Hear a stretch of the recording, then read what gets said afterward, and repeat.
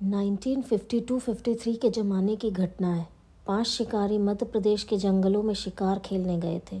उन्हें ठहरने के लिए जगह नहीं मिल रही थी तो डाक बंगला खाली नहीं था। केयरटेकर ने बताया कि जंगल के अंदर एक पुराना डाक बंगला है जो खंडहर जैसा हो चुका है। पानी की व्यवस्था भी है, अगर चाहें तो उसे साफ़ सुथरा करके ठहर सकते हैं। उनके पास कोई उपाय नहीं था। अंधेरा हो रहा था, इसलिए वो पुराने डाक बंगले में पहुँचे। एक कमरे को साफ़ सुथरा किया और ज़मीन पर ही बिस्तर बिछा लिया। अपनी बंदूकें और राइफलें दीवार में टिका दी और ताश खेलने बैठ गए। देर रात को साथ लाए भोजन को ग्रहण किया और सो गए। उनमें से एक जयंत सिंह को नींद नहीं आ रही थी। उन्होंने सिगरेट जलाई और उसके कश लेने लगे। तभी उसने देखा कि अचानक खिड़की से एक हाथ बढ़ता हुआ उसकी गर्दन की ओर आ रहा है। वो चौंक उठे और ज़ोरों से चिल्लाया।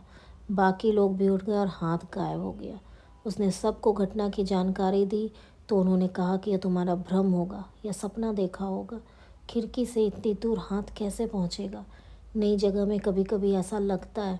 सो जाओ, कहीं कुछ भी नहीं है। उसने लाख विश्वास दिलाने की कोशिश की, यह सच है, लेकिन किसी ने विश्वास नहीं किया। सारे लोग फिर से सो गए। उनसे भी सोने की कोशिश की, लेकिन नींद नहीं आई। सुबह उठकर सभी लोग नाश्ता पानी कर शिकार की तलाश में निकल गए। उस दिन सिर्फ कुछ मुर्गियां मिली जिन्हें शाम को पकाकर उन्होंने खाया। थोड़ा टहल घूम के ताश खेलने लगे। तभी पायल की आवाज़ आई, जैसे कोई दौड़ता हुआ जा रहा हो।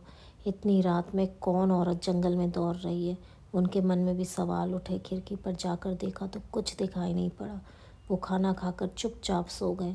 जयंत सिंह को उस रात भी नींद नहीं आई और जब उन्होंने हाथ के बारे में सोचा तभी झपकी लगी।